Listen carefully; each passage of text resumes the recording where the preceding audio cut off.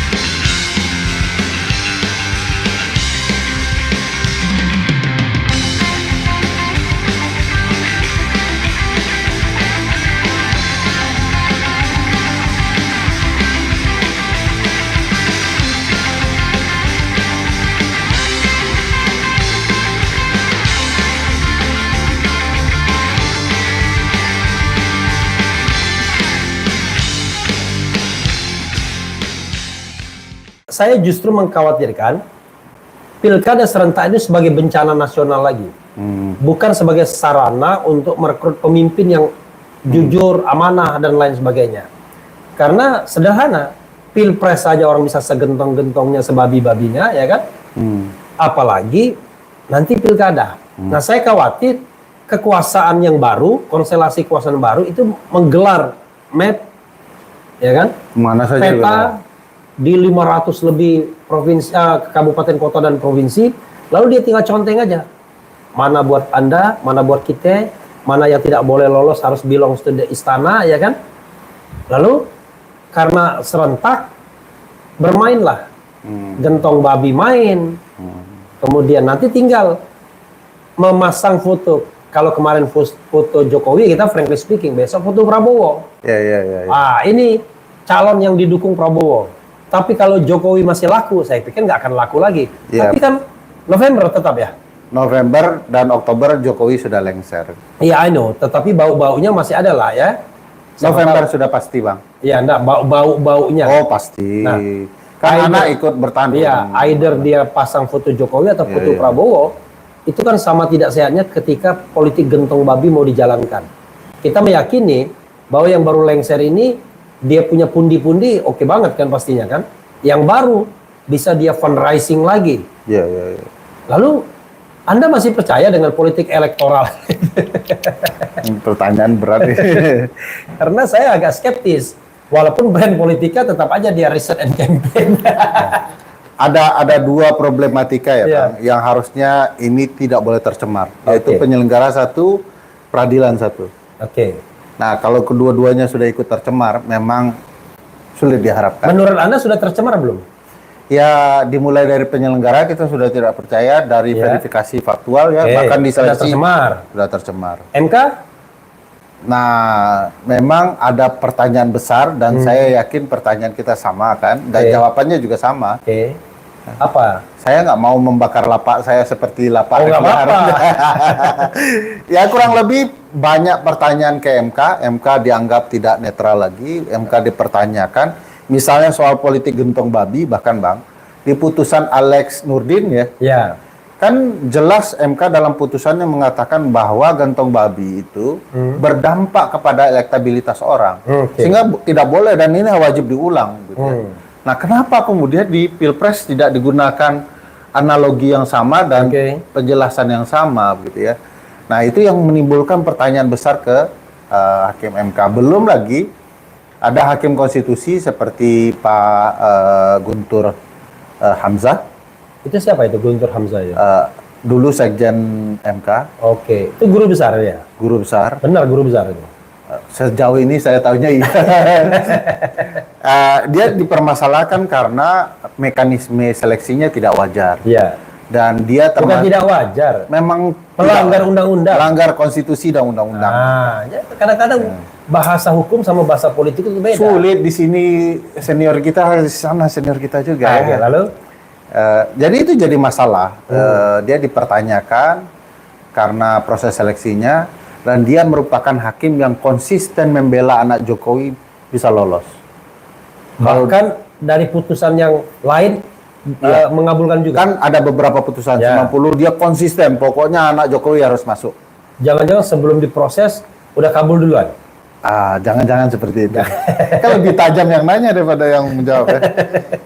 Jadi memang integritas MK banyak dipertanyakan, sedang disorot, dan ini semacam kisah berulang saja. Oke. Dari apa yang pernah dialami Refli Harun di masa lalu soal integritas hakim dan netralitas hakim. Tapi gini, buat Mas Eko udah tahu ya kisah Akil Mukhtar ya? Sudah tahu ya. Tapi buat sobat era yang tidak tahu, karena sudah 14 tahun yang lalu nggak terasa. Iya. Jadi saya pernah melakukan sinyalemen bahwa MK sudah tidak lagi bersih pada waktu itu. Ditulis di koran. Ditulis di Koran Nasional, Koran Kompas. Judulnya MK masih bersih tanda tanya. Marahlah Pak Mahfud. Padahal saya mendapati pengalaman karena klien saya mau diperas oleh Akil Mukhtar. Pak Mahfud sebagai ketua MK nggak percaya. Bentuk dia tim investigasi. Rupanya tim investigasi itu hanya untuk membidik saya aja. Memang tim investigasi tidak bisa membuktikan secara nyata karena cuma dikasih waktu 1 bulan, tapi memberikan indikasi yang kuat bahwa Akil Mukhtar bermain dan ada Hakim Arsyad Sanusi yang kemudian mengundurkan diri ternyata terlibat juga dalam pelanggaran kode etik yang walaupun dibilang ringan tapi berat. Kalau menerima pihak yang berperkara di rumahnya walaupun yang menerima anaknya itu kan kacau itu namanya. Nah, akhirnya 3 tahun kemudian Akil Mukhtar ditangkap dan memang orang ini korup. Saya potong. Akil Iya. Mukhtar jadi ketua dulu. Ya, Akil Mukhtar jadi ketua, Nama baik Refli hancur. hancur, tapi saya bilang, bagaimana Akil Mukhtar jadi ketua? Saya bilang, mudah-mudahan menjadi Umar bin Khattab. Kalau dia tobat, maka dia akan menjadi pendekar keadilan. Tapi kalau dia tidak tobat, malah gampang ketahuan. Ternyata yang kedua ini terjadi. Maka akhirnya per 2 Oktober, ya kan, tanggal 2013 itu hari pembebasan saya. Tepatnya besoknya, karena itu malam kan ditangkapnya. Nah, itulah. Tapi banyak kisah juga yang saya juga tahu itu ya. Ya. Karena di laporan Refli Harun and the Gang itu saya baca. Ada nama-nama bersih yang tidak bersih, tapi tidak usah kita sebutkan lagi. Iya. Ya. Jadi ya itulah Jangan pengalaman. nangis gitu, biasa aja, biasa aja. Tidak menangis, Iya, tetapi terharu saya. Ya, jadi ada problematika yang akan luar biasa di proses penegakan hukum kepemiluan kita. Orang akan berbuat curang separah-parahnya, sehingga jaraknya jauh dan tidak bisa ditelusuri oleh MK kecurangan itu, karena MK akan pakai alasan tidak cukup waktu kan gitu. Nah ini akan terjadi juga di Ditambahkan pilkada. sedikit, kalau pakai gentong babi, segentong-gentongnya sebabi-babinya. Makanya itu Bang Effendi Ghazali pakai istilahnya. Jadi besok kalau mau curang habis-habisan, gentonglah segentong-gentongnya, babilah sebabi-babinya. Jadi betul-betul harus habis-habisan curang itu. Jadi artinya gini Bang, ada apa sekarang ini Pilpres ini bagi mereka yang akan melaksanakan pilkada nanti ini bisa menjadi pelajaran Inspirasi, pengalaman, ya. inspirasi. Ternyata harus melakukan kecurangan di awal di hulu ya. Nanti ketika di MK itu Bakal habis-habisan. Jadi Mas Eko ini punya kepentingan karena dia brand politika, lembaga survei, Brand ya. research and campaign. Iya, pasti akan ke sana ya, Bang, dugaan kita.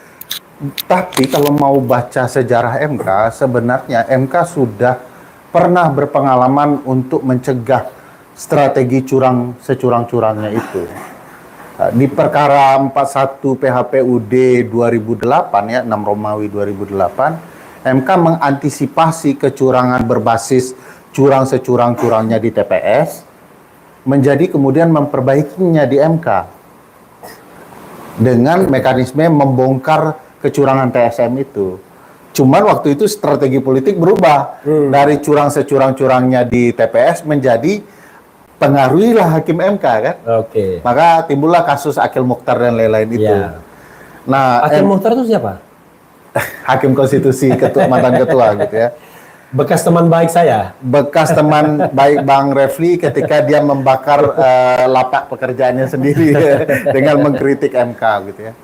Dan setelah itu kemudian kita tahu bahwa MK berupaya memperbaiki terus untuk orang tidak curang dalam pemilu. Tapi faktanya sekarang di pemilu presiden ini tidak lagi bicara membongkar TSM itu. TSM tetap wewenang MK untuk mengoreksinya, kecurangan terstruktur, sistematis dan masif itu, tapi dia nggak pakai.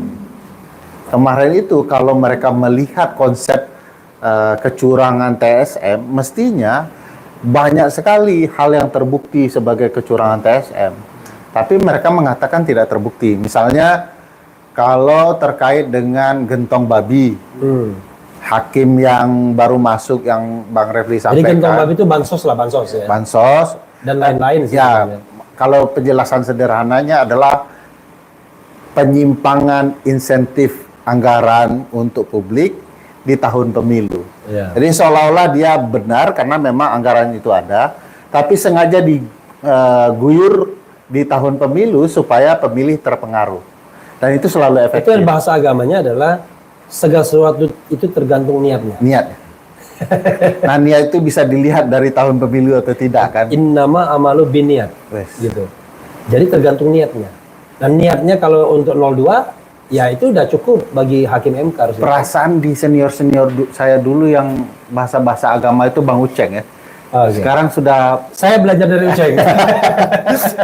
sekarang sudah bagus juga. Silakan lanjutkan gitu. Ya, jadi ada peralihan untuk melakukan kecurangan. Jadi bukan tidak mungkin putusan ini membangun keinginan di pilkada besok. Yuk kita curang habis-habisan supaya nanti MK tinggal ngomong tidak cukup waktu untuk membuktikan ini. Perkara yang masuk di kami banyak sekali di seluruh Indonesia besok Ya. kan. 27 atau 37 saya lupa provinsi dan hampir 500-an lebih kabupaten kota akan pilkada di November besok. Bayangkan kalau semua masuk berperkara, itu dikali duakan saja pihak yang ingin memasukkan Ya. per kabupaten kota itu sudah 1000 tuh. Dan itu serius semua pakai Serius baju semua. hukum. Jadi Beda kalau- sama legislatif ya. Iya. Gitu.